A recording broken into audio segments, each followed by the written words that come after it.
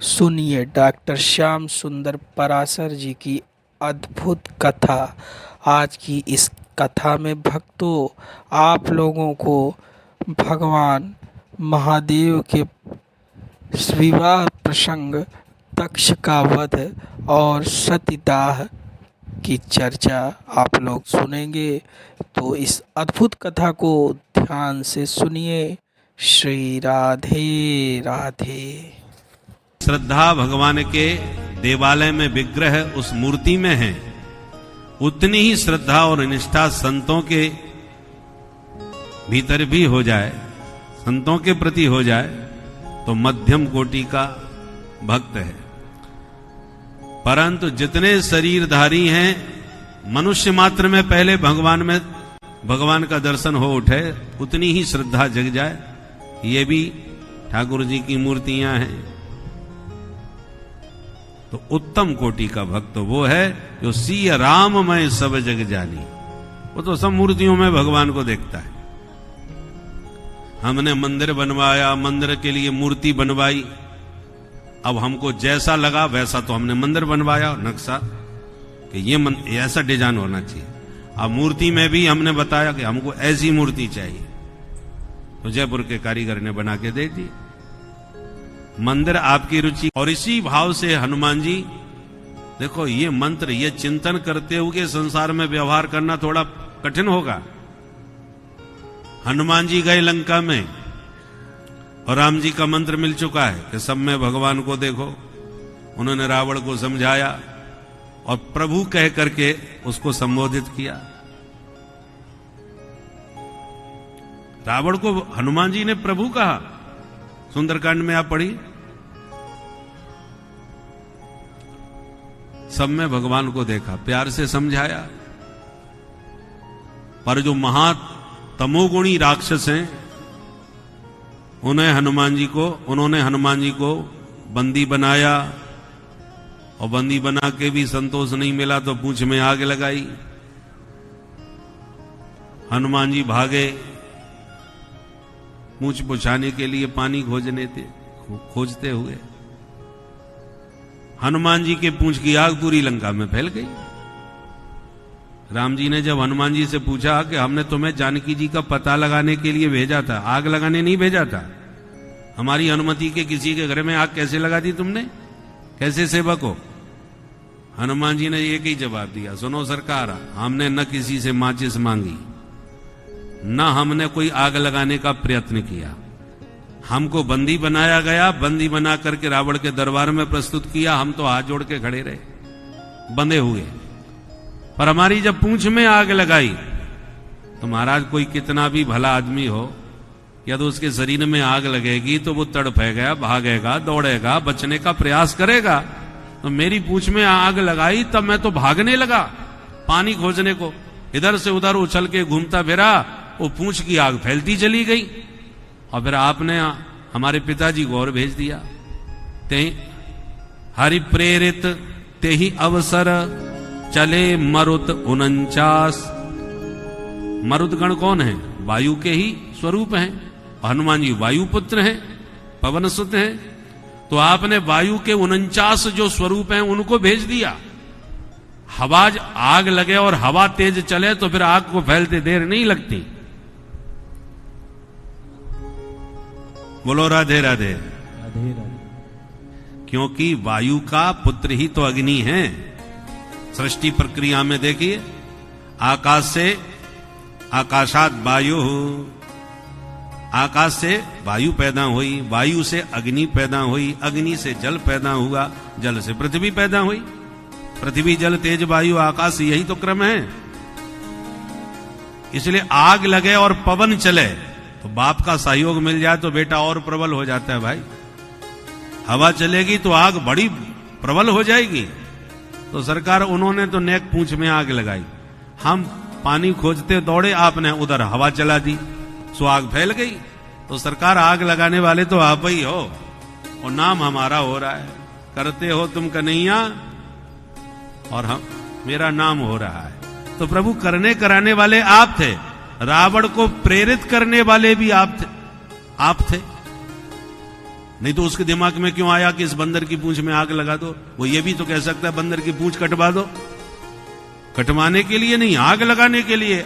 आप नहीं, पूर्व प्रेरक रघुवंश विभूषण, आपने उसको प्रेरणा दी, उसने आग लगवा दी, फिर आपने हवा चलवा दी तो आग फैल गई। सब करने धरने वाले आप ही हो सरकार, और नाम हमारा होता है कि हनुमान जी ने आग लगा दी। हनुमान जी की यही विशेषता है, काम कितना भी बड़े करें परंतु किसी भी कार्य का अभिमान बिल्कुल नहीं रखते। वो जानते हैं कराने वाले प्रभु हैं, इसलिए कोई अभिमान नहीं रखते। हनुमान जी वही हैं, सुग्रीव के साथ पहले भी रहते थे, पर सुग्रीव को बाली ने पीटा, मारा, भगाया, दुर्दशा कर दी, बेचारा डर के मारे भागता फिरा। हनुमान जी साथ में ही दौड़ते रहे, कुछ नहीं किए। पर हनुमान जी को जब राम जी जैसे मालिक मिल गए साथ में, तब हनुमान जी हो गए।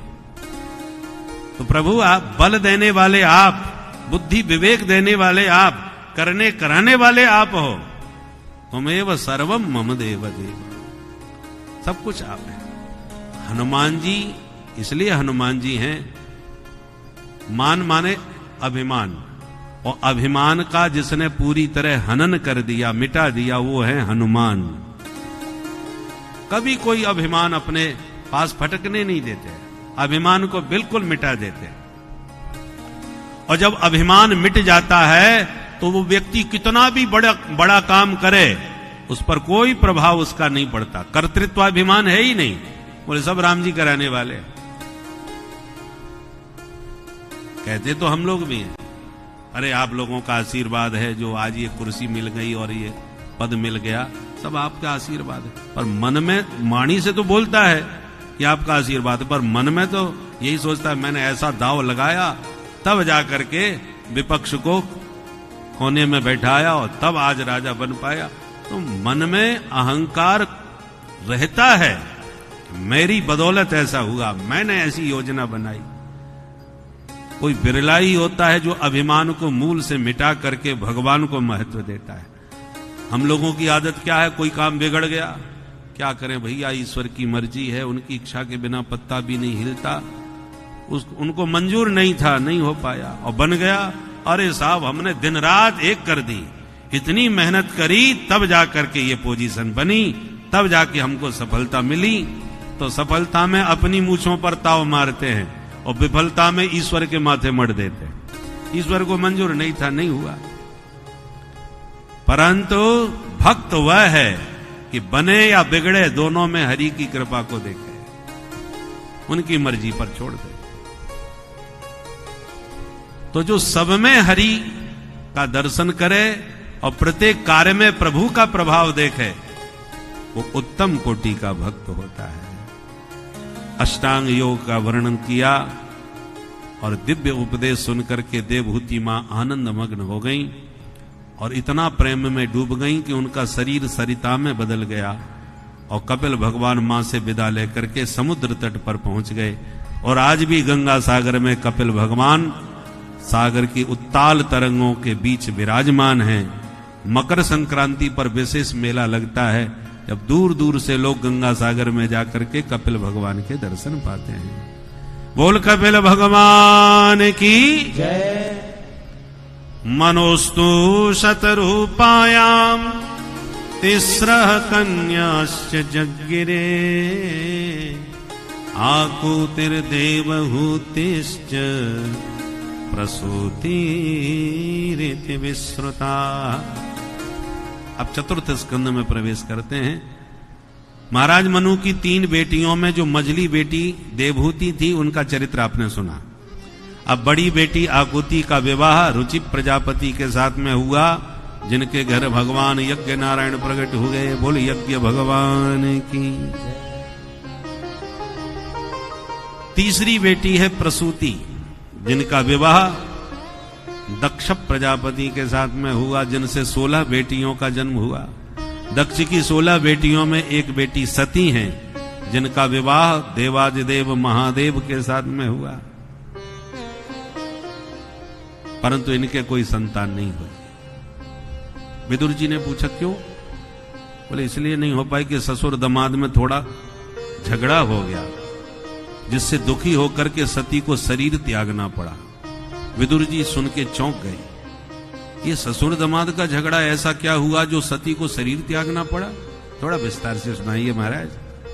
तब मैत्री जी कहते सुनो, ब्रह्मा जी के लाडले बेटा हैं दक्ष, इसलिए दक्ष को उन्होंने प्रजापति बनाया। प्रजापति का पद बहुत ऊंचा होता है। मनुष्य का सर्वोत्तम जो आनंद है, जो चक्रवर्ती सम्राट आदि को प्राप्त होता है, उससे 100 गुना सुख पितरों को प्राप्त होता है।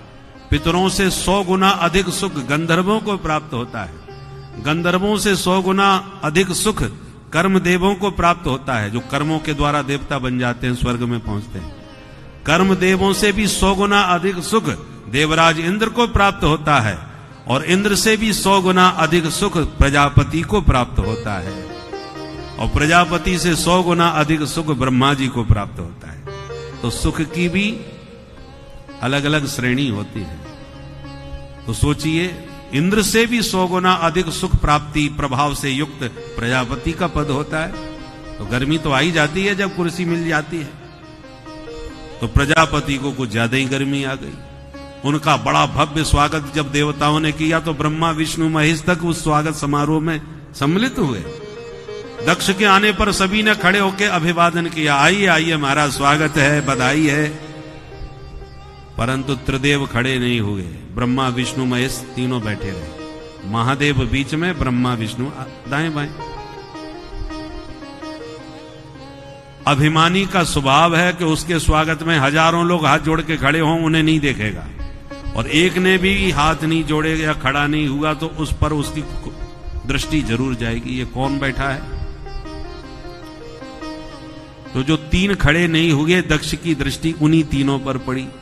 तो सबसे पहले ब्रह्मा जी को देखा, अरे ये तो पूज्य पिताजी हैं, कोई बात नहीं, बैठे रहे। नारायण को देखा, अरे ये तो हमारे दादाजी हैं। पर जो भगवान शंकर को देखा तो मूड खराब हो गया, ये तो मेरा दामाद है। दामाद का स्थान पुत्र के बराबर होता है।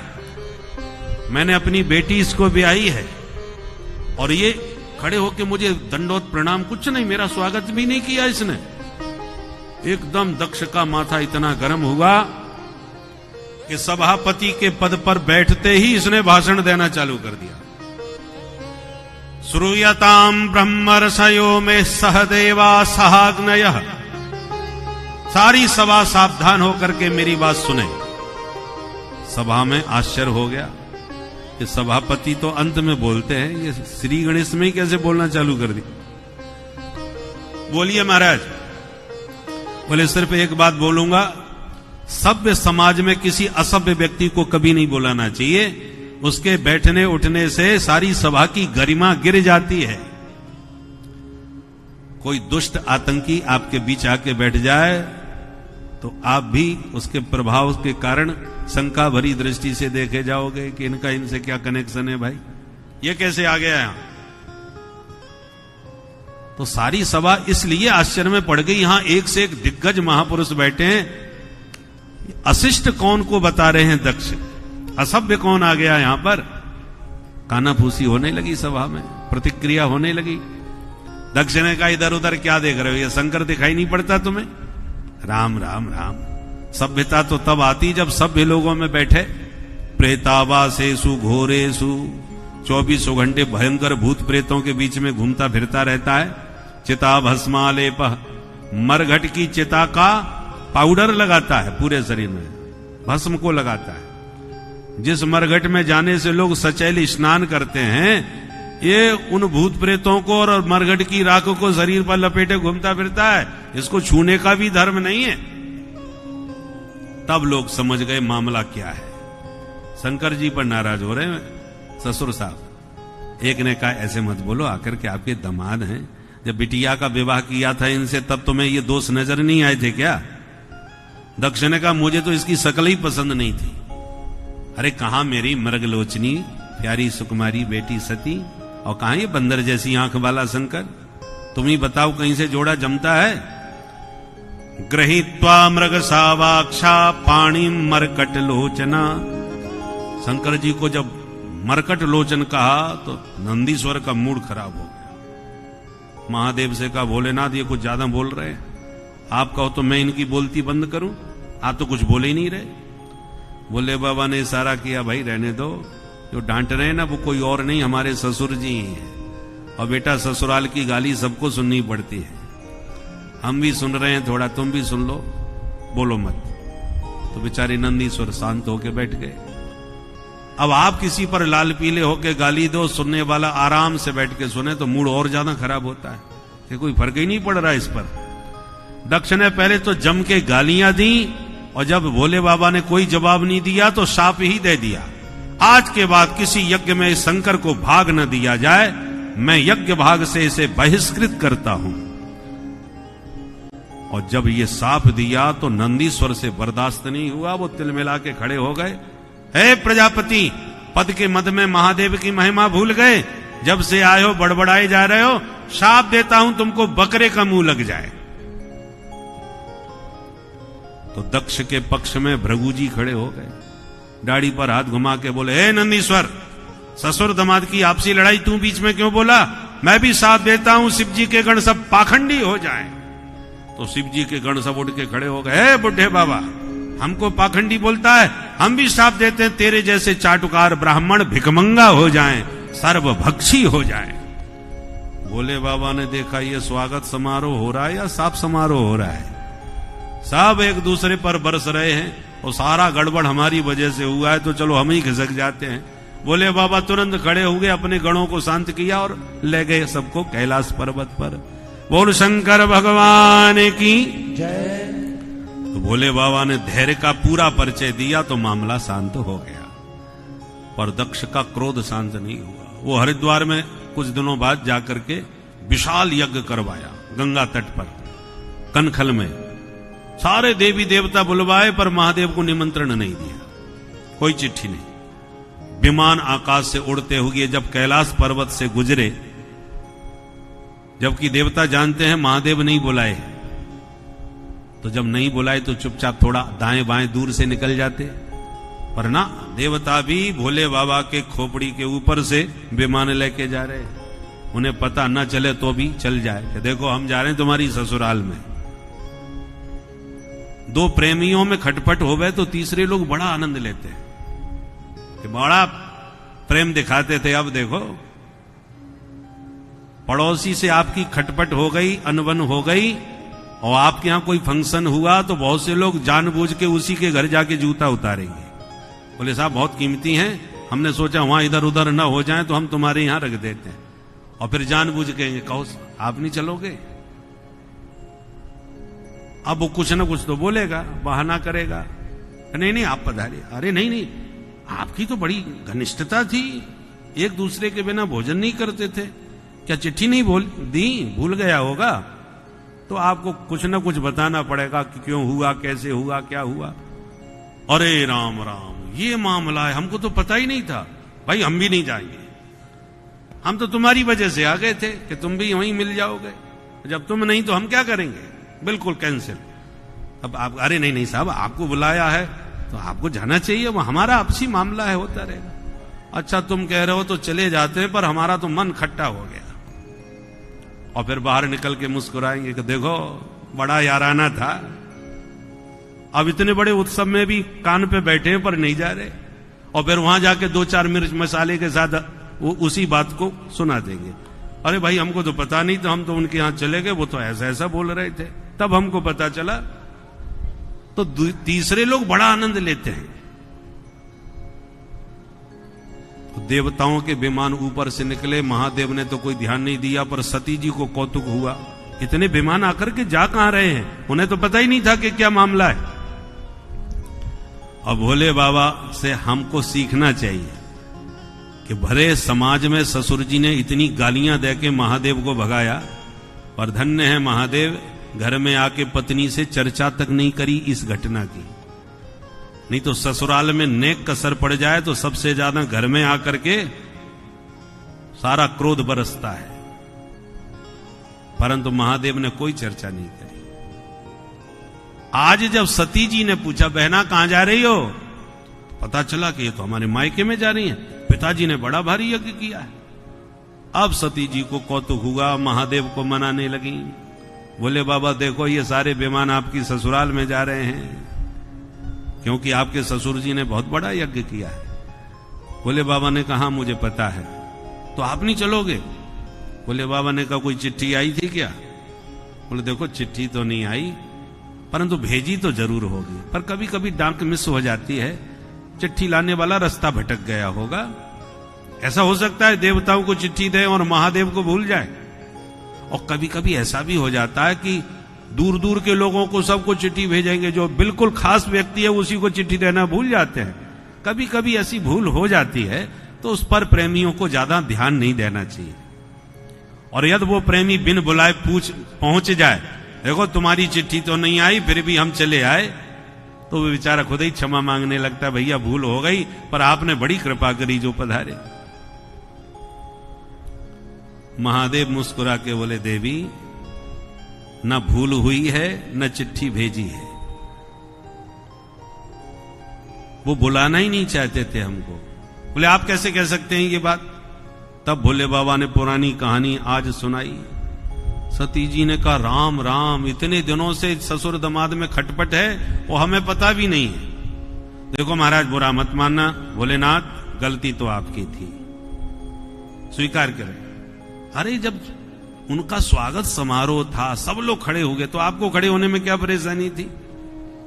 अरे उनके पिता पितामह ना खड़े हो कोई बात नहीं, आप तो दामाद थे, आपको तो ससुर जी का सम्मान करना चाहिए था ना। पर कोई बात नहीं, कभी कभी ऐसी चूक हो जाती है।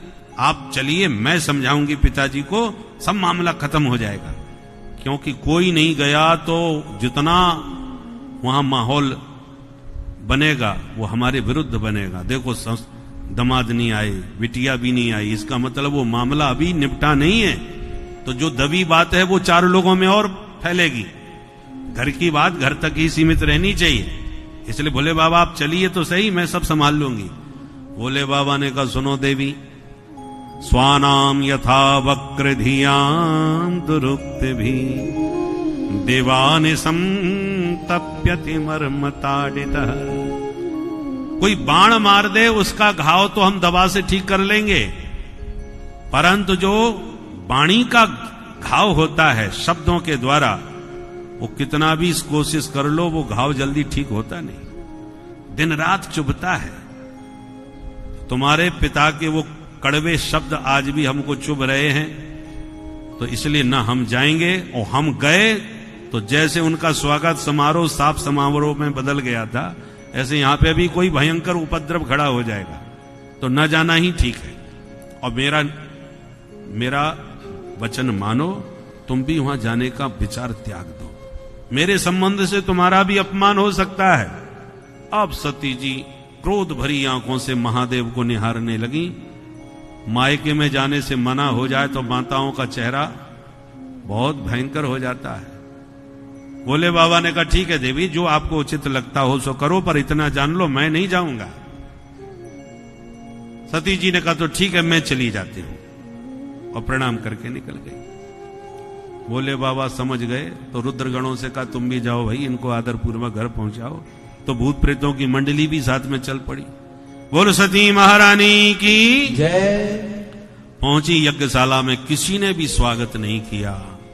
बहनें भी स्वागत कर रही हैं, मिल रही हैं, पर एक दूसरे को इशारा करके हंस रही हैं, देख बिना बुलाए आई है, पिताजी ने चिट्ठी थोड़ी भेजी थी, सब पता है हमको। सती जी सब सुन रही हैं, समझ रही हैं, पर क्या कहें। सच्चे मन से यदि हृदय से लगाया तो केवल उनकी मां ने, जो बेचारी खिन्न दुखी बैठी थी। इतना बड़ा उत्सव हो रहा है पर बिटिया दामाद कोई नहीं आया, मैं कैसे बुलाऊं। पर जहां पुत्री को देखा आनंद में भर गई। सादर भल ये मिली एक माता, सादर भल ये मिली एक माता, भगनी मिली बहुत मुस्काता, भगनी मिली बहुत मुस्काता, सादर भल ये मिली एक माता, सादर भल ही मिली, भल ही मिली, भल ही मिली बड़े प्यार से मां ने सती को हृदय से लगाया, मन को सती को शांति भी मिली। पर पिता दक्ष ने तो सती को देखते ही मुंह घुमा लिया। सती जी को बहुत बुरा लगा, पर पिता मान करके मन को संतोष कर लिया, कोई बात नहीं, पिताजी हैं। पर यज्ञशाला में आके जब देखा तो छोटे छोटे देवताओं के हिस्से रखे हुए हैं, पर महादेव का न कहीं नाम न कोई भाग। अरुद्र भागम तम अवेक्ष चाध्वरम। पूरे यज्ञ में जब महादेव का नामो निशान नहीं मिला, अब माता सती से सहन नहीं हुआ और सबके बीच में अपने पिता को बुरी तरह से डांटते फटकारते हुए कहा, पिताश्री, आज मुझे तुम्हें पिता कहने में लज्जा का अनुभव होता है। तुम शिवद्रोही हो। शिव जी मेरे प्राणाधार हैं और शिव से जो द्रोह करे उससे मैं कोई नाता रखना नहीं चाहती। शिव 2 अक्षर का नाम एक बार भी कोई अपनी वाणी से ले तो आजन्म उसके समस्त पाप उसी क्षण भस्मसात हो जाते हैं। यद्वक्षरम नाम गिरे ऋतम नृणाम सकृत प्रसंगाद अघमा सुहंति तत्। ऐसे महादेव करुणावतार शिव से तुमने द्रोह किया, परंतु जब तक ये शरीर रहेगा हमारा तुम्हारा नाता दक्ष की पुत्री के रूप में बना रहेगा। हमारा नाता तभी टूटेगा जब ये मेरा शरीर छूटेगा। और इतना कह के महादेव के चरणों का ध्यान लगा के माता सती ने तत्काल अपना शरीर त्याग दिया। बोलो सती महारानी की जय। जो रुद्रगण साथ में आए थे वो क्रुद्ध होकर के उपद्रव करने लगे, मारो काटो चिल्लाने लगे, परंतु यज्ञाचार्य भृगु जी ने ऐसा रक्षोहण मंत्र छोड़ा, अवसर बंधु ये भूता भूमि संस्थिता, ये भूता विघ्न करता रह ते नश्यंतु ममाज्ञया। परिणाम यह हुआ कि तमाम देवता प्रकट हो गए, मार पीट करके भूत प्रेतों को वहां से भगाया। नारद जी उस यज्ञ में थे, उन्होंने दौड़ लगाई, सीधे महादेव के पास पहुंचे।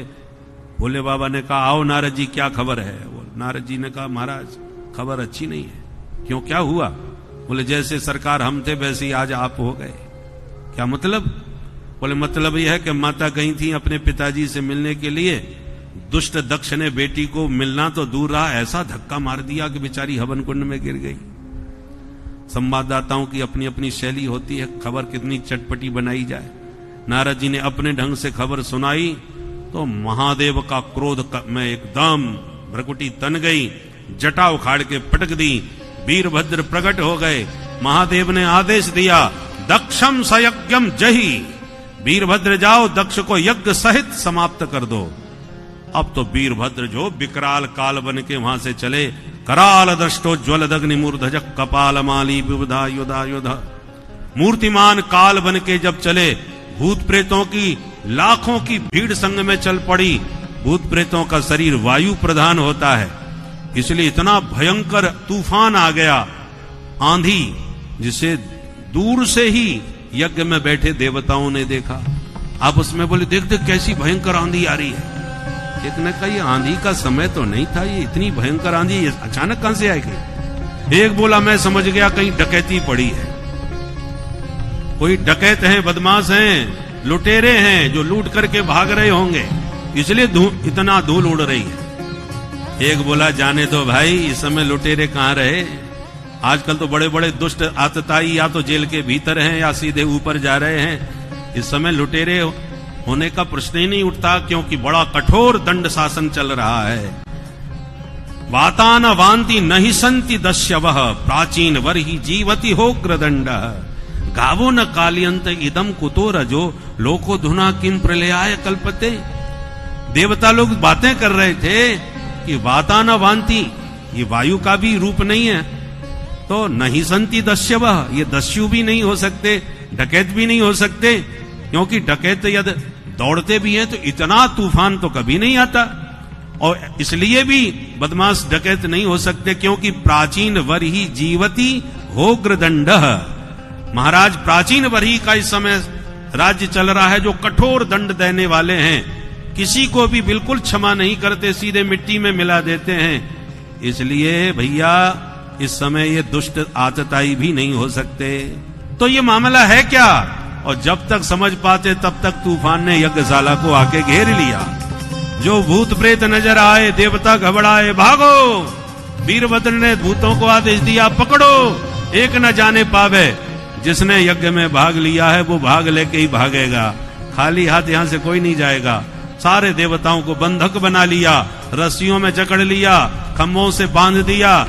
कोई यज्ञशाला उखाड़ने लगे तो कोई भंडार गृह में घुस करके खीर की कढ़ाई में कूद करके हर हर महादेव पुकारने लगे। सारा भंडार चौपट कर दिया, सारी यज्ञशाला तहस नहस कर दी।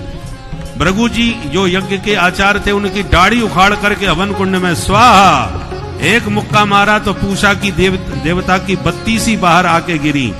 भग देवता की दोनों आंखें बाहर निकाल ली और अंत में दक्ष को पटक के मुंडी मरोड़ करके सिर उखाड़ करके हवन कुंड में स्वाहा। बोल शंकर भगवान की जय। सारा यज्ञ विध्वंस दक्ष को ही सिर उखाड़ करके हवन कुंड में स्वाहा कर दिया।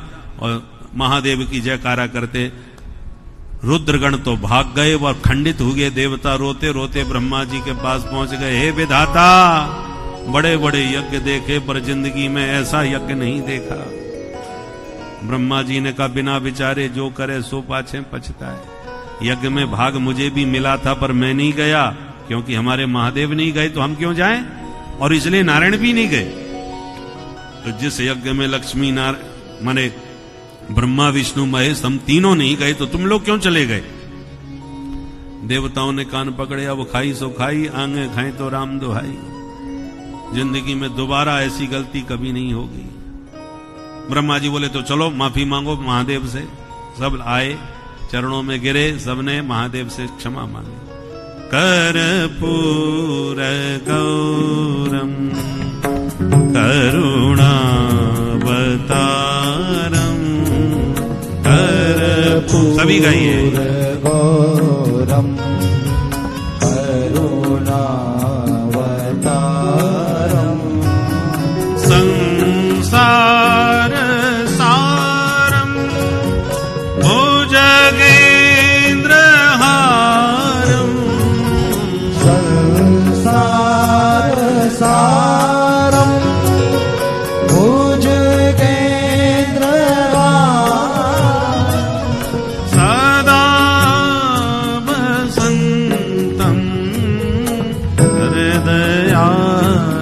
हृदयारविंदे सदा वसंतं हृदयारविंदे भवं भवानी सहितं नमामि।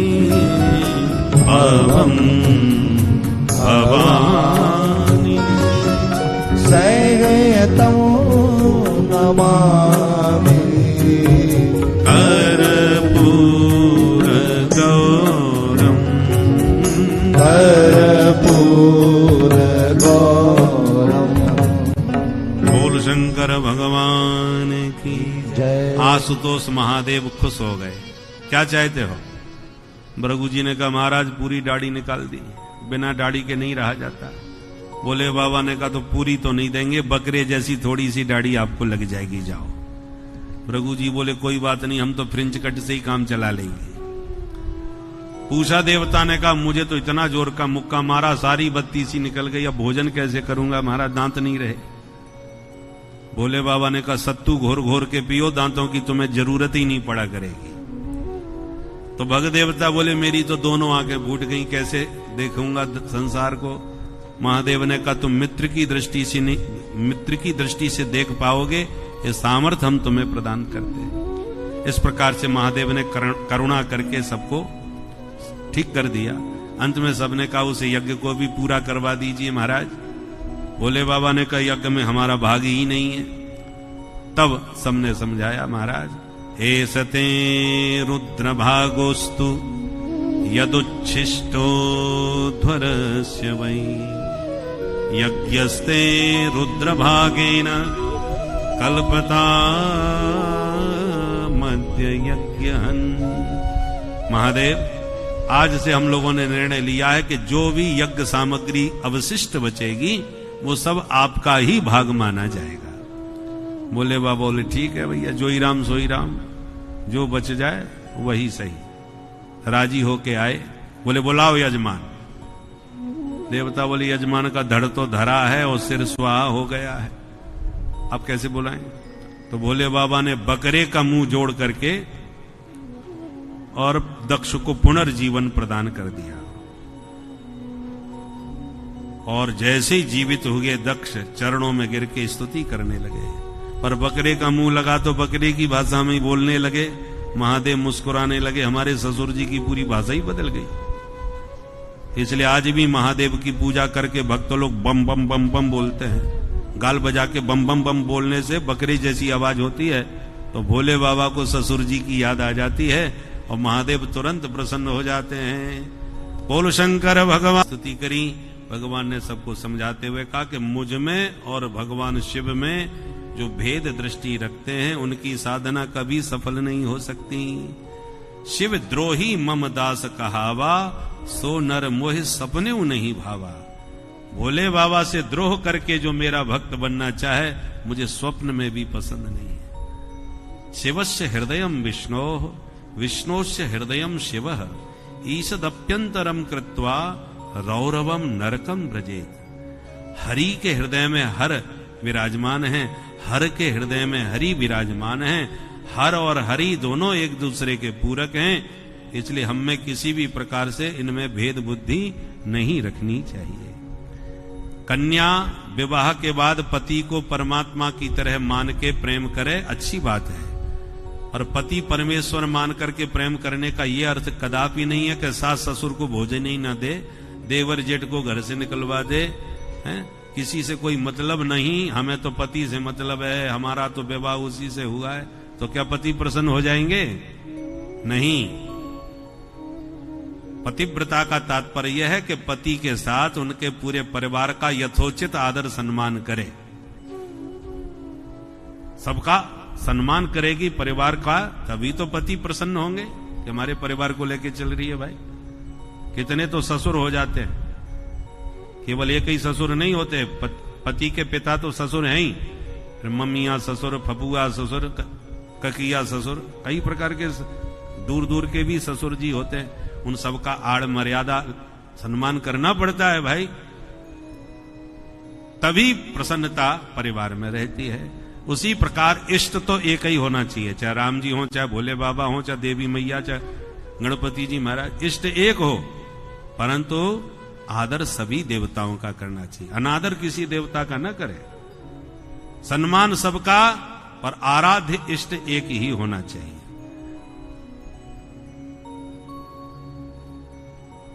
भगवान ने सबको समझाया। माता सती ने जो शरीर त्यागा वो फिर अगले जन्म में हिमालय की बेटी पार्वती के नाम से, उमा नाम से प्रकट हुई और फिर कठोर तप करके देवादिदेव महादेव को पुनः पति रूप में प्राप्त कर लिया। बोल शंकर भगवान की जय। ये तो रही बेटियों की बात, आकुति, देवभूति और प्रसूति। हम महादेव की महिमा सुनिए, थोड़ा भोले बाबा का स्मरण कर लें, फिर आगे की चर्चा, बेटों की चर्चा करते हैं। नमः शिवाय भोले नमः शिवाय, हर हर गंगे नमः शिवाय। नमः शिवाय भोले नमः शिवाय, हर हर गंगे नमः शिवाय। नमः शिवाय भोले नमः शिवाय, हर हर भोले नमः शिवाय। नमः शिवाय भोले नमः शिवाय, हर हर भोले नमः शिवाय। हे वृषभध्वज हे धर्मध्वज, हे वृषभध्वज हे धर्मध्वज, हे वृषभध्वज हे धर्मध्वज, हे वृषभध्वज हे धर्मध्वज। सांब सदा शिव तब शरणम बोले हम सदा शिव तब शरणम। हे जगदीश्वर पिनाक पाणी, हे जगदीश्वर पिनाक पाणी, हे जगदीश्वर पिनाक पाणी, हे जगदीश्वर पिनाक पाणी। त्रिनयन शंकर तव शरणं बोले हय शंकर तव शरणम। हे मृत्युंजय पशुपति शंकर, हे मृत्युंजय पशुपति शंकर। भुजंग भूषण तव शरणं बोले भुजंग भूषण तव शरणम।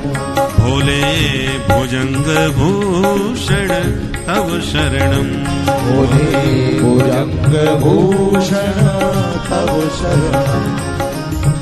हे अविनाशी कैलासवासी, हे अविनाशी कैलासवासी, हे अविनाशी कैलासवासी, हे अविनाशी कैलासवासी। बोले कैलासवासी, बोले कैलासवासी, बोले हे अविनाशी, कैलासवासी, हे अविनाशी कैलासवासी, हे अविनाशी कैलासवासी। पशुपति बाबा तव शरणं बोले पशुपति बाबा तव शरणम। बोले पार्वती पति तव शरणं बोले पार्वती पति तव शरणम।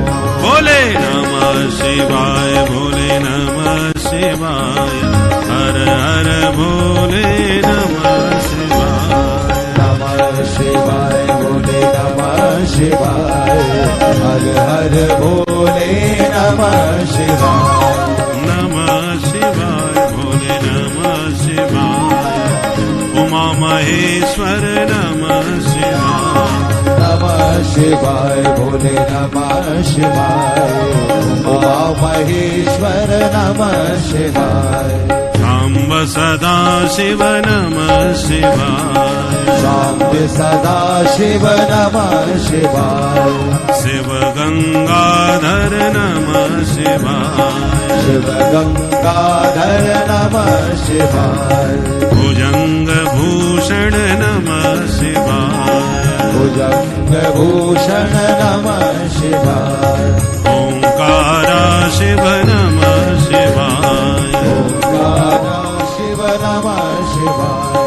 पार्वती पति नमः शिवाय, पार्वती पति नमः शिवाय। बोल शंकर भगवान की जय हर हर महादेव।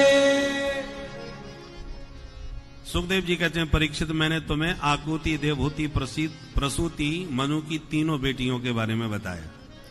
अब प्रियव्रत और उत्तानपाद दो बेटा हैं। पहले उत्तानपाद की कथा सुनो। जाये उत्तानपादस्य सुनीति सुरुचिस्तयो, सुरुचि प्रेयसी पत्न्यो नेतरा यत्सुतो ध्रुव। महाराज उत्तानपाद की दो रानियां हैं, सुनीति और सुरुचि। दोनों के एक एक बेटा है। सुनीति का बेटा ध्रुव और सुरुचि का बेटा उत्तम। पर सुरुचि प्रेयसी, महाराज को छोटी रानी सुरुचि से बड़ा प्रेम हो गया। न इतरा, अन्य जो दूसरी सुनीति है उससे उनका अनुराग नहीं हुआ और उसको अलग कर दिया। और विवेक पूर्वक विचार करके देखें तो हम सब की भी यही स्थिति है। हम सब उत्तानपाद है। कैसे? उत्तानपाद का अर्थ क्या हुआ? उत माने ऊपर, पाद माने पैर। उत ऊर्ध्व पादौ यस्य, जिसके ऊपर पैर हो वो उत्तानपाद। तो मां के गर्भ में प्रत्येक जीव 9 महीने तक उत्तानपाद बन के ही रहता है। इसलिए हम सब उत्तानपाद हुए।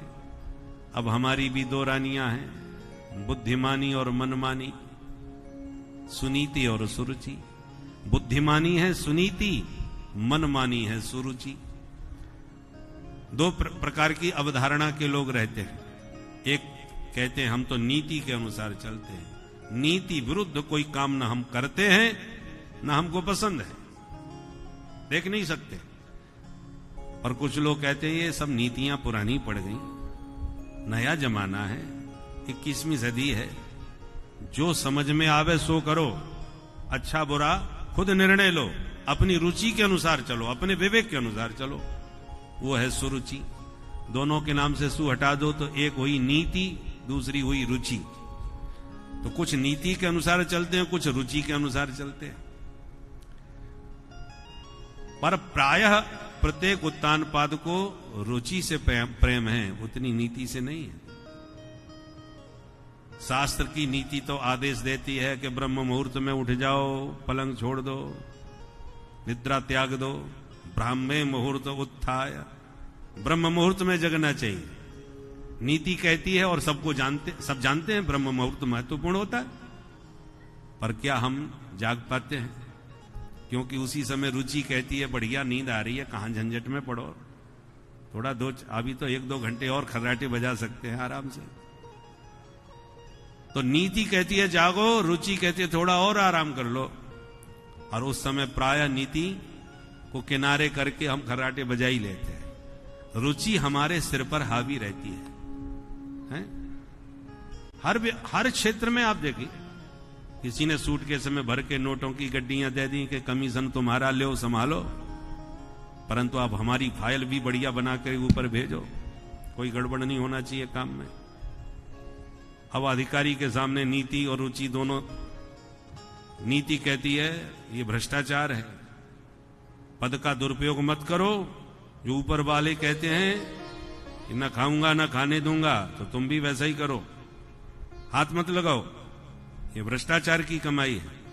पर रुचि कहती है कि कुर्सी हमेशा रहने वाली नहीं है, जब तक है तब तक माल ले लो, बाद में कौन पूछेगा। इसलिए लक्ष्मी आई ही क्यों मत ठुकराओ, आगतम स्वागतम। रुचि कहती है ले लो, नीति कहती है हाथ मत लगाओ। और उस वक्त भी हम नीति को किनारे कर देते, तुम रह दो ना, शांत रहो, 4-5 साल के बाद में जब रिटायरमेंट हो जाएगा तब तुम्हारी बात सुनेंगे, अभी तो हमें रुचि की सुनने दो। तो प्रायः नीति पर रुचि हावी रहती है। परंतु दोनों की कथा का परिणाम क्या होगा वो भी सुन लो। कथा तो आप सब जानते ही हैं, सुनाएंगे भी। परंतु सुनीति का बेटा ध्रुव हुआ, जो आज भी ध्रुव तारा बना चमक रहा है आकाश में।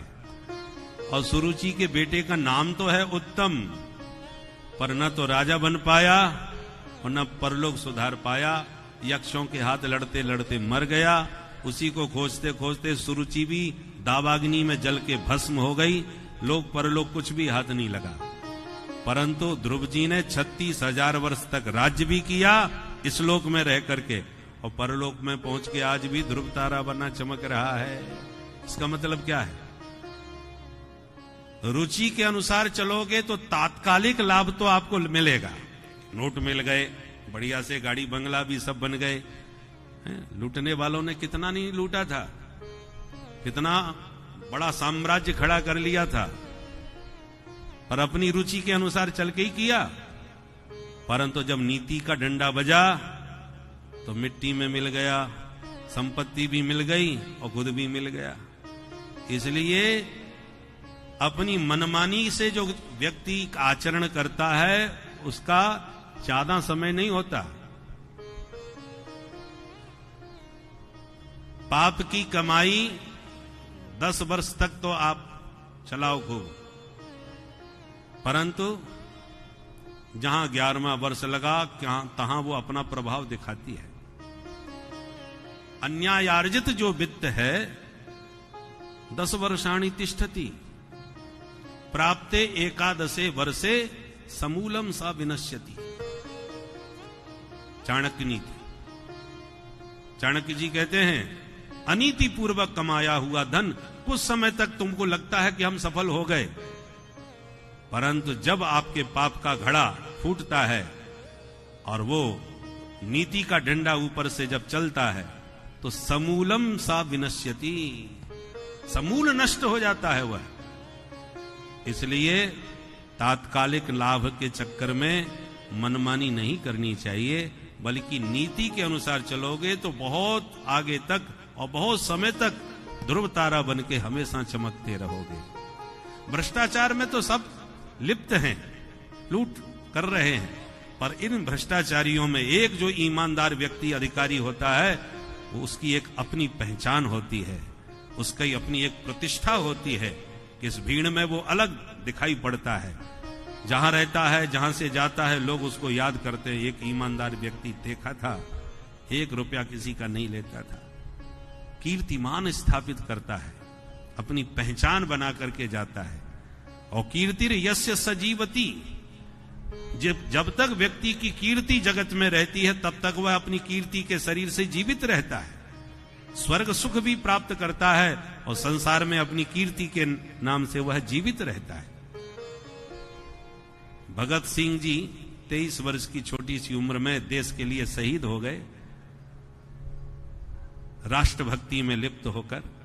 परंतु लोग जब भी राष्ट्र की चर्चा करते हैं, राष्ट्र क्रांतिकारियों की चर्चा आती है, राष्ट्र प्रेमियों की बात आती है, तो श्रद्धा से लोग उनका नाम लेते हैं। तो जो भी ऐसे कीर्तिमान स्थापित महापुरुष हैं, वो शरीर से न रहते हुए भी समाज में जीवित रहते हैं अपनी कीर्ति के रूप में। अब आपको कौन सा रास्ता पसंद है? शास्त्र आपको रास्ता बताते हैं, चलना आपके ऊपर निर्भर है। आप सुनीति के मार्ग से चलना पसंद करोगे या सुरुचि के मार्ग पर चलोगे, ये आपके विवेक पर निर्भर है। ध्रुव जी महाराज कई बार मां से पूछे कि हमारे पिताजी हमसे मिलने क्यों नहीं आते, हमने कभी देखे ही नहीं। मां बात को टाल देती थी, बहला फुसला देती थी। एक दिन मित्रों से चर्चा करी तो मित्रों ने कहा हम तुम्हें आज ही मिलवा देते हैं, तुम्हारे पिताजी तो राजा हैं। जाकर के परिचय दिया, देखो ये महाराज जो बैठे हैं ना, ये आपके पिताश्री हैं। ओहो, ध्रुव जी ने जाके प्रणाम किया और अपना परिचय दिया। अरे मेरा बेटा ध्रुव, तो तुरंत उठा के गोद में लिया, बड़ा प्यार किया अपने अरे दूसरे का छोटा बच्चा भी बड़ा प्यारा लगता है, अपना हो तो कैसा भी हो वो तो प्यारा लगता ही लगता है। तो बड़े प्यार से गोद में लेके अनुराग किया, किंतु सौतेली मां ने जब देखा तो हाथ पकड़ के ध्रुव को नीचे उतार दिया। इस पद पर बैठने के लिए बेटा पहले तपस्या करो और भगवान से मांगो कि मेरा जन्म सुरुचि के गर्भ से हो, मेरे बेटा बनोगे तभी पद पर बैठ सकोगे। भाग जाओ यहां से। उत्तानपाद मौन रहे और मां ने जो कड़वे वचन बोले वो ध्रुव जी को चुभ गए। घर में आके रोते रोते मां को सारी बात बताई। मां का हृदय तो बहुत टूट गया, पर फिर भी भाव हृदय के छुपा गई और हंसती हुई बोली, बेटा तुमने हमसे पिता के बारे में पूछा, हम कभी नहीं बता पाई, पर धन्य है तुम्हारी सौतेली मां जिसने आज तुम्हें जगत पिता के बारे में बता दिया। उन्होंने जो कहा था ना तपस्या करो, बेटा उन्हीं की तपस्या करके तुम्हारे पिता इतने ऊंचे पद पर पहुंच पाए हैं। इन पिता ने तुम्हें गोद से उतार दिया, पर वो जगत पिता की गोद में बैठ गए तो कभी नीचे नहीं उतरना पड़ेगा। ध्रुव जी बोले, तो माता जी अभी मुझे एड्रेस दो, मैं अभी उनसे मिलने जाता हूं। मां ने कहा, बेटा उनके मिलने का एक ठिकाना नहीं होता, उनका नाम है विष्णु। विष्णु माने व्यापक, ईशावास्यमिदं सर्वम, सब जगह वो व्याप्त हैं। सूर्य एक है पर प्रकाश के रूप में पूरे सब जगह व्याप्त है। सूर्य भगवान से मिलने के लिए न दिल्ली जाने की जरूरत है न कलकत्ता, सूर्य तो सब जगह प्रकाश रूप में विराजमान है। ऐसी ईश्वर एक है, पर वो अपनी सत्ता से सर्वत्र व्याप्त है। जैसे अग्नि प्रत्येक लकड़ी में व्याप्त है, घर्षण जिससे भी करोगे उससे आग प्रकट हो जाएगी, अग्नि को आना जाना नहीं पड़ता, वो व्याप्त है। जैसे काष्ठ में अग्नि व्याप्त है, ऐसी समस्त संसार में ईश्वर व्याप्त है। ध्रुव जी को बात जम गई, रात में चुपचाप घर से निकल गए और रास्ते में नारद जी मिल गए। कहां जा रहे हो बेटा? बोले भगवान से मिलने के लिए। नारद जी बोले ऐसे मिलते हैं भगवान? शेर भालू मिलेंगे जंगल में, पकड़ के नाश्ता कर जाएंगे तेरा। चलो मैं चल के दिखाता हूं। हजारों महात्मा उल्टे लटके पड़े हैं, पूरी जिंदगी बीत गई, एक झलक नहीं मिली आज तक। मुनयः पद्मीं यस्य निस्संगे नोरु जन्म भी न विदुर मृगयन्तोपि तीव्र योग समाधिना।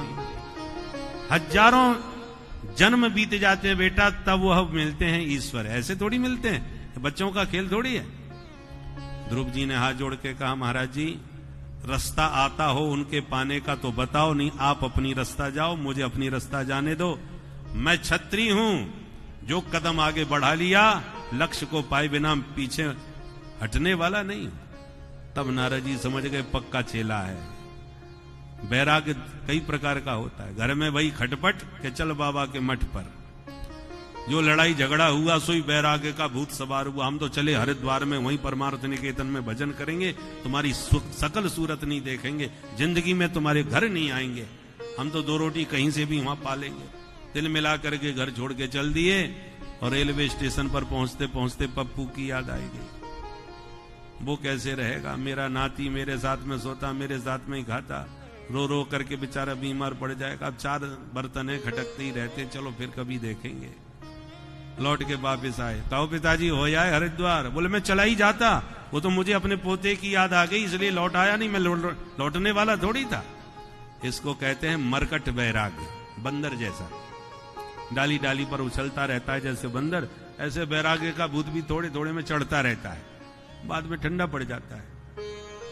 इसलिए नारद जी ने परीक्षा ली और समझ लिया कि ये पक्का बैरागी है, क्षणिक बैरागी नहीं है। सोई कान में मंत्र 12 अक्षर फूंक दिया और कहा बेटा जाओ मथुरा, यमुना के तट पर मधुवन में बैठ के इस मंत्र का जाप करोगे, लक्ष्य की प्राप्ति निश्चित हो जाएगी। प्रणाम करके दीक्षा लेकर के ध्रुव जी आए मथुरा में, यमुना के तट पर मधुवन में कठोर तपस्या करी। मात्र 5 माह के तप से परम पिता परमात्मा को प्रसन्न कर लिया। ऐसा प्राणायाम चढ़ाया कि सारे संसार के प्राणियों की सांस रुक गई। देवता भी घबरा गए, भगवान के पास गए। नैवं वेदामो भगवन प्राणरोधम चराचरस्य अखिल सत्वधाम्नः। हे प्रभु रक्षा करो, न जाने किसने हमारी सांस रोक दी।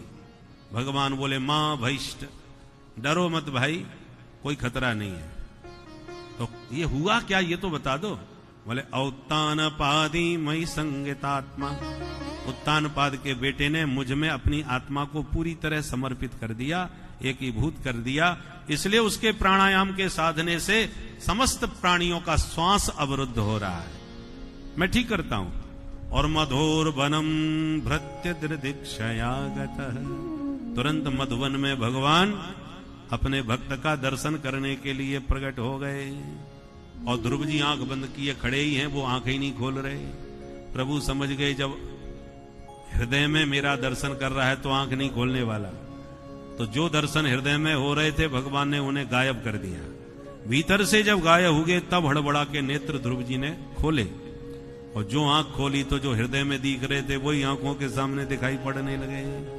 बोल भक्त वत्सल भगवान की जय। ध्रुव जी चरणों में गिरे, हाथ जोड़ के खड़े हो गए, मन में सोचने लगे पढ़े लिखे होते तो आज कुछ स्तुति करते, हमने तो विद्यालय का मुंह भी नहीं देखा भी, क्या बोलूं मैं इनसे। और भगवान तो अंतरात्म दृक हैं, ध्रुव के मन की गति जान गए और पस्पर सबालम कृपया कपूरे, अपना दिव्य शंख ध्रुव जी के गाल से छुआ दिया।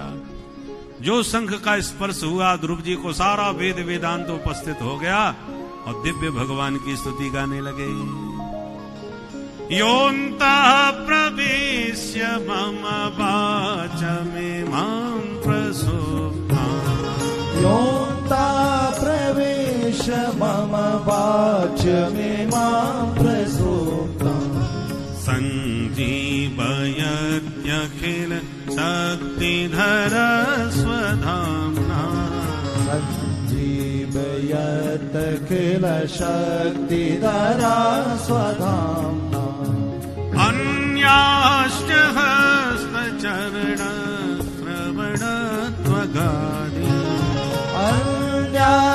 हस्त चरण श्रवणात्मकादि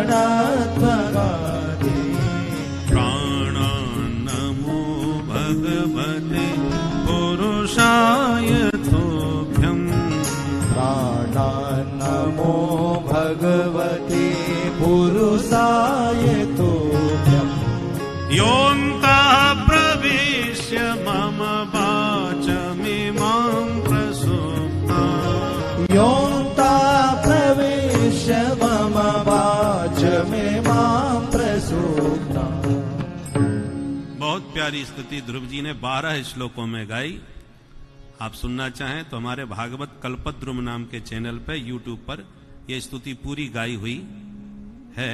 ध्रुव जी की स्तुति का नित्य पाठ करो, भगवान आपको अपूर्व बुद्धि बल विवेक सब प्रदान करेंगे। ध्रुव जी ने बहुत भावपूर्ण स्तुति की है। 12 मंत्र जपा था, इसलिए 12 श्लोकों में स्तुति गाई। भगवान प्रसन्न होके बोले बेटा मांगो क्या चाहते हो। ध्रुव जी ने कहा अब कुछ नहीं चाहते, आपको पाने के बाद अब कुछ भी पाने की इच्छा नहीं रहेगी। भगवान बोले बेटा पर हमारी इच्छा है, तुम घर जाओ और 36,000 वर्ष तक राज करके फिर मेरे दिव्य ध्रुवलोक को विभूषित करो। इतना कह के प्रभु अंतर्धान। ध्रुव जी बड़े उदास हो गए, क्या तुच्छ कूड़ा करकट मांग लिया मैंने। और घर जब लौट के आए, राजा को पता चला कि बेटा सकुशल लौट आया, तो पूरी प्रजा के साथ बैंड बाजे के द्वारा बड़ा भव्य दिव्य स्वागत किया ध्रुव जी महाराज का। सौतेली मां भी स्वागत में हाथ जोड़ के खड़ी हो गई। सुखदेव जी कहते हैं परीक्षित देख लो, यस्य प्रसन्नो भगवान गुणैन मैत्र्यादिभिर्हरि तस्मै नमन्ति भूतानि निम्नमापैव स्वयं। जिस पर भगवान रीझ जाते हैं ना, सारा संसार उसका अपने आप ही दीवाना हो जाता है। किसी ने कहा है जब ये दिल दुनिया का था दुश्मन हजारों हो गए,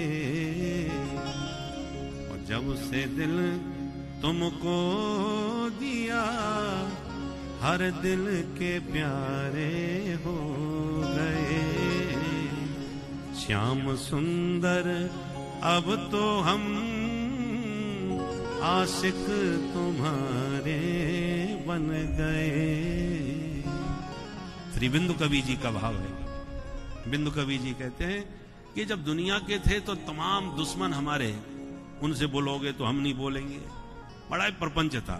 पर सब दुनिया को भुला के जब से हम तुम्हारे दीवाने बन गए, तब से दुनिया पूरी हमारी दीवानी हो गई, सब हमारे पीछे पड़ गई। एक साधे सब सद है, एक उसको साध लो, सारी दुनिया तुम्हारे पीछे अपने आप पड़ जाएगी।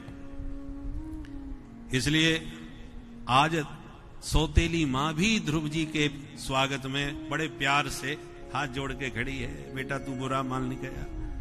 ध्रुव जी ने प्रणाम करके कहा प्रभु के दर्शन तो आपकी कृपा से हो गए हैं माता जी, आपने डांट न लगाई होती तो मैं भगवान को कहां पाता।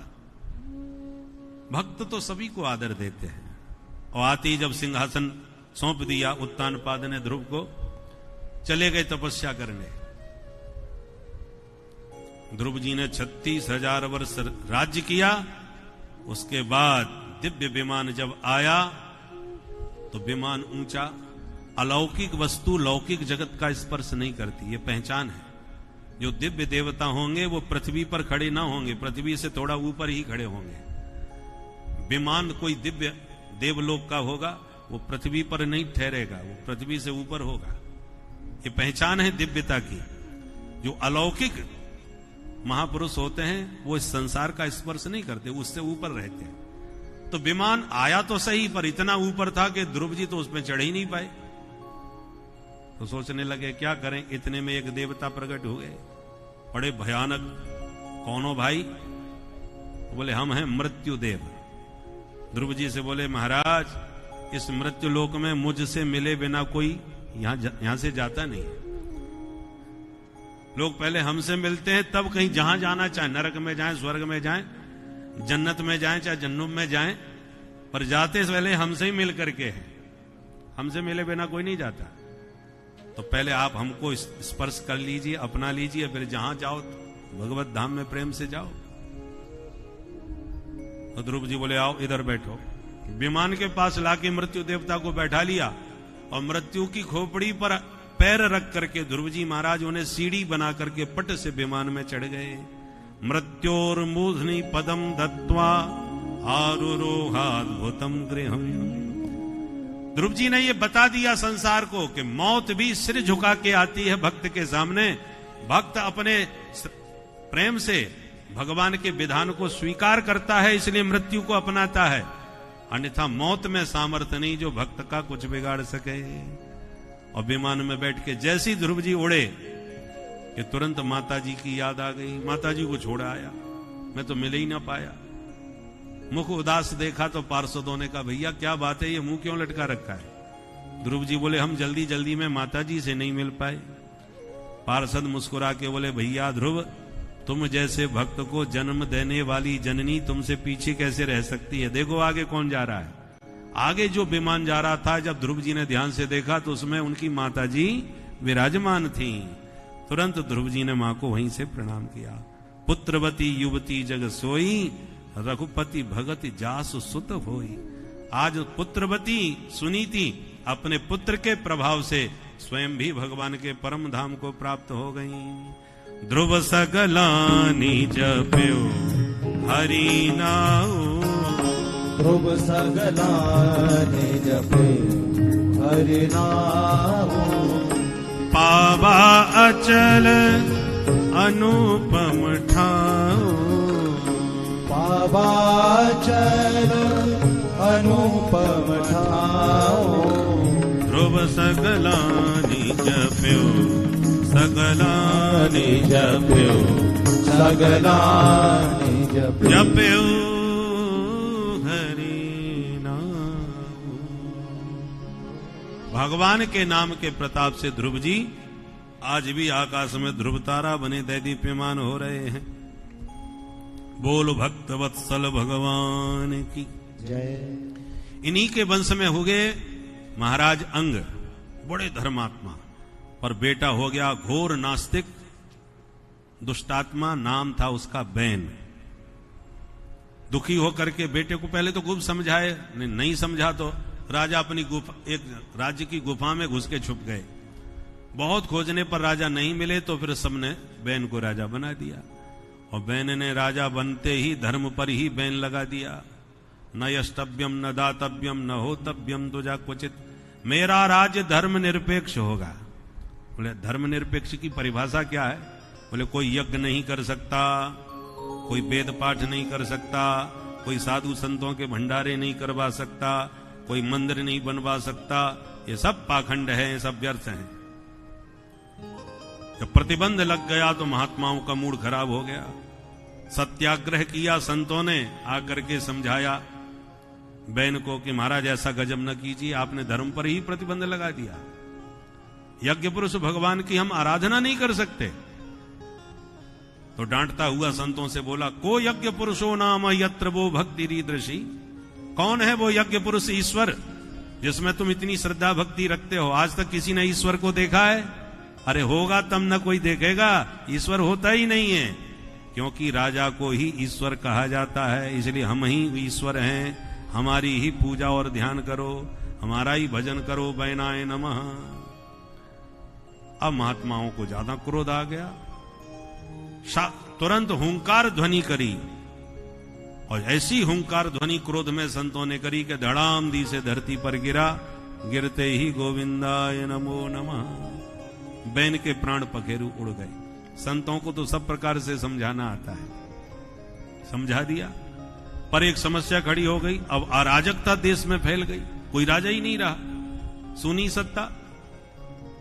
तब संतों ने बैन के शरीर का मंथन किया, उससे निषाद की उत्पत्ति हुई। पुनः मंथन किया तो भगवान पृथु रूप में प्रकट हो गए, को सत्तासीन किया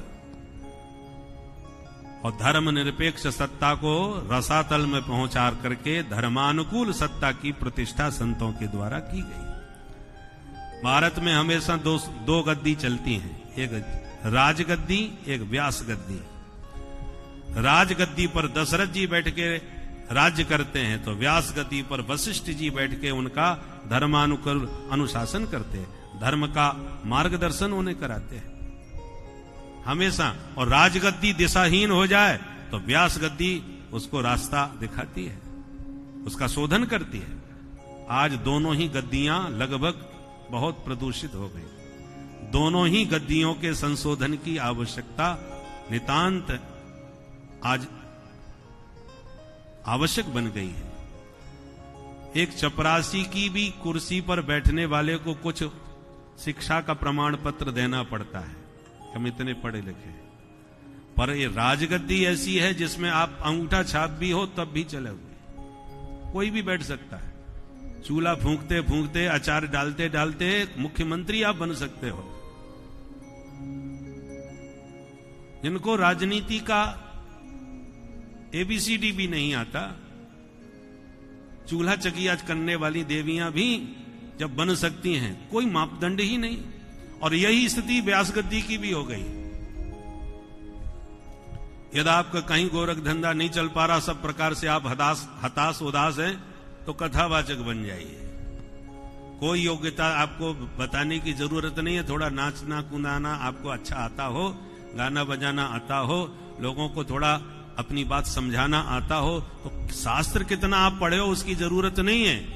केवल लोगों को बातों से उलझा करके थोड़ा खुश कर लो, थोड़ा दो चार, और ना भी आपको गाना बजाना आवे तो गाने बजाने वाले मिल जाते हैं, वही गा गा करके सबको झुमा दे के आपको केवल वाक चातुर्य आना चाहिए, आप सफल है। ये व्यासगद्दी का हाल हो गया है। लोग देवियां व्यासगद्दी पर बैठ के बंदूक चला करके बता रही हैं आज कथा में परीक्षित का वध होगा। ऐसा वीडियो आपने शायद देखा हो, सुना हो। व्यासगद्दी पर देवी जी कथा कह रही हैं और बंदूक हाथ में लेके कह रही हैं कि आज की कथा में परीक्षित का वध है। परीक्षित का ही वध कर रही। ऐसे ऐसे कथावाचक, और भगवान धन्य है वो श्रोता जो ऐसे वक्ताओं का चयन करके व्यास गद्दी पर बैठा के श्रद्धा से सुनते भी हैं। श्रोताओं का भी घोर पतन हुआ है, तभी तो व्यास गद्दी पर व्यासों का यह हाल हो रहा है। श्रोता यदि जागृत होते, प्रबुद्ध होते, शास्त्रों में थोड़ी भी श्रद्धा या उसके विवेक रखते, तो क्या ऐसे वक्ता पनप सकते थे? तो आज दोनों गद्दियां प्रभावित हैं, इसलिए दोनों की संशोधन की आवश्यकता है। अब भगवान की इच्छा के बिना तो कुछ हो नहीं सकता, तो इसलिए राजगद्दी का भी संशोधन हो रहा है भगवत कृपा से। ऐसे ऐसे लोग आ रहे हैं कि अब